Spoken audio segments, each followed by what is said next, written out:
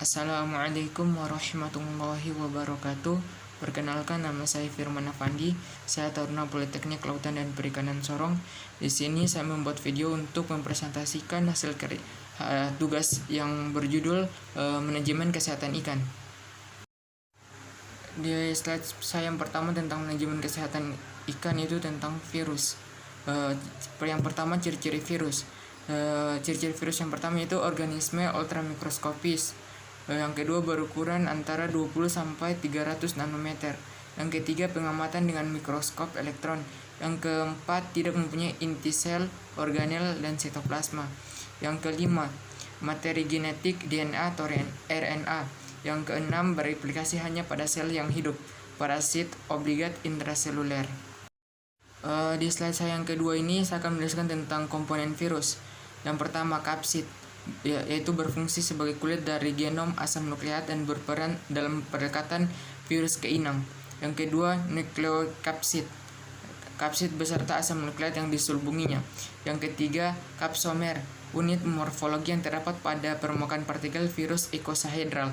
Yang keempat, envelope atau selaput yang mengandung lemak, protein, dan karbohidrat yang mengelilingi partikel virus. Envelope ini diperoleh selama pematangan virus pada waktu pertunasan atau budding melalui selaput sel inang. Yang kelima, spike, penonjolan glikoprotein yang mungkin ada pada envelope virus yang berfungsi membantu pelekatan virus atau virion pada reseptor sel inang yang rentan. Yang keenam, virion, seluruh partikel virus secara lengkap berfungsi untuk memindahkan asam nukleat virus dari satu sel ke sel lainnya. Di slide saya yang ketiga ini saya akan mempresentasikan tentang morfologi virus. Yang pertama, komposisi virus, yaitu 1 protein, 2 lemak, 3 karbohidrat. Di slide saya yang ini saya akan mempresentasikan tentang replikasi virus. Replikasi virus yaitu 1. Adsorpsi partikel virus pada sel inang. Yang kedua, penetrasi virus atau asam nukleatnya ke dalam sel. Yang ketiga, replikasi asam nukleat virus di dalam sel. Yang keempat, pembentukan kapsomer protein dan bagian esensial dari virus. Yang kelima, penyusunan asam nukleat dan kapsomer protein menjadi partikel virus yang baru. Yang keenam, pembebasan partikel virus dari dalam sel. Di sini saya akan menjelaskan tentang reproduksi virus seperti yang ada pada gambar. Di gambar terdapat gambar pertama yaitu adsorpsi, kemudian penetrasi, habis penetrasi itu replikasi dan parakitan. Itu saja. Di sini saya akan menjelaskan tentang jenis-jenis virus. Jenis-jenis virus yang pertama yaitu virus WSSF atau dikenal dengan white spot syndrome virus. Merupakan salah satu agen virus penyebab infeksi pada penyakit udang. Wabah white spot syndrome virus pertama kali ditemukan di Taiwan pada tahun 1992. Sangat letal, tingkat morbiditas dan mortalitas 100%.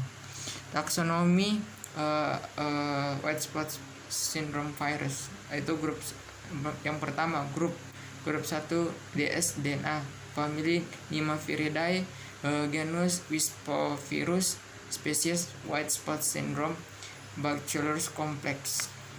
Di sini saya akan menjelaskan tentang morfologi WSSF atau white spot syndrome virus. Yang pertama, rod shape DNA virus double stranded.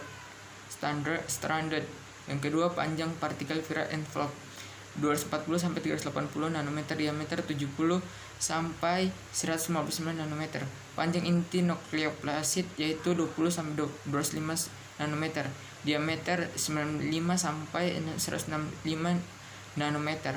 Yang keempat, virions, berbentuk batang hingga bentuk elips dengan trilaminar envelope dan berukuran besar 80 sampai 120 kali 250 sampai 280 nanometer. Yang kelima, mempunyai membran envelope lemak sebelah luar bilayar. Yang keenam, nekroplasid terdiri dari 15 partikel helicase. Di sini saya akan menjelaskan tentang resistensi virus terhadap kondisi fisika dan kimia. Yang pertama, suhu tidak aktif pada 50 derajat Celcius 20 menit, 70 derajat Celcius selama 5 menit. pH tidak aktif pada pH 1 sampai 10 menit, pH 3 1 jam, pH 12 yaitu 10 menit. Untuk kimia, tidak aktif pada 15% NaCl 28 derajat Celcius 24 jam. 0,5 gram mililiter residual ozon 10 menit suhu kamar reagen oksidasi dan etil ether. Disinfektan tidak aktif pada 100 ppm sodium hypochlorite 10 menit dan 10 ppm povidone iodin 30 menit, 75 ppm benzalkonium chloride 10 menit. Ultraviolet tidak aktif pada 9 105 watt SCM per cm 2.060 menit. Survive pada konsentrasi rendah pada sisa air laut selama 5 hari suhu 28 derajat. Lebih lama lagi pada suhu yang lebih rendah, hidup pada air pada tambak yang terkena outbreak kira-kira selama 4 hari pada suhu 25-28 derajat Celcius. Di sini saya akan menjelaskan tentang inang dan organ target yang diserang oleh WSSF, yaitu inang. Inang yang pertama itu Penaeus chinensis, yang kedua Penaeus indicus, yang ketiga Penaeus merguensis, yang keempat Penaeus stylirostris, yang kelima Metapenaeus ensis, yang keenam Penaeus monodon, yang ketujuh Penaeus japonicus, yang kedelapan Penaeus peniculatus, yang kelima Lithopenaeus vannamei. Pembawa atau karir. Di sini induk udang, liar, kepiting, artemia dan arthropoda. Organ target, jaringan ektodermal dan mesodermal seperti limfoid, usus, insang, kulit, hepatopankreas. Di sini saya akan menjelaskan tentang pola penyebaran virus. Yang dimulai dari pertama itu, yang pertama satu impor induk, seperti negara-negara Amerika, induk dan benur. Yang kedua impor benur dari Cina ke Jepang tahun 1993, dari Thailand ke India dan Malaysia.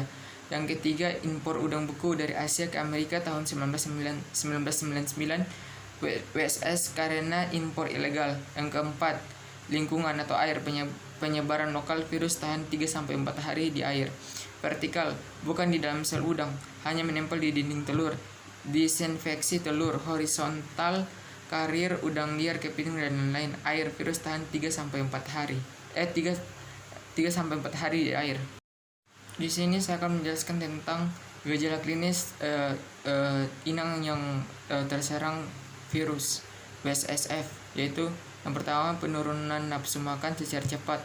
Udang tampak lelah dan berenang ke pinggir tambak. Yang kedua, kutikel menjadi longgar. Yang ketiga, secara presumtif dapat dilihat adanya bintik atau noda putih white spot berdiameter 0,5 sampai 2,0 mm, terutama di bagian dalam karapas karena adanya deposit garam-garam kalsium, garam Ca. Bila sudah parah, bercak putih menyebar sampai ke seluruh tubuh. Yang keempat, karapas mudah lepas. Yang kelima, tubuh pucat dan kemerahan. Yang keenam, udang mengalami kematian massal dalam tempo yang singkat 1-3 hari. Di slide saya yang saat ini saya akan menjelaskan tentang deteksi WSSF, yaitu yang pertama presumtif, yaitu bercak putih di tubuh atau karapas udang. Yang kedua definitif, yaitu atau histopatologi, mikroskop elektron, DNA probe dan PCR. Oke, sampai di sini saja videonya. Apabila ada kesalahan kata-kata atau ada yang salah dari presentasi saya mohon maaf. Kesempurnaan hanya milik Allah Subhanahu wa ta'ala. Wassalamualaikum warahmatullahi wabarakatuh.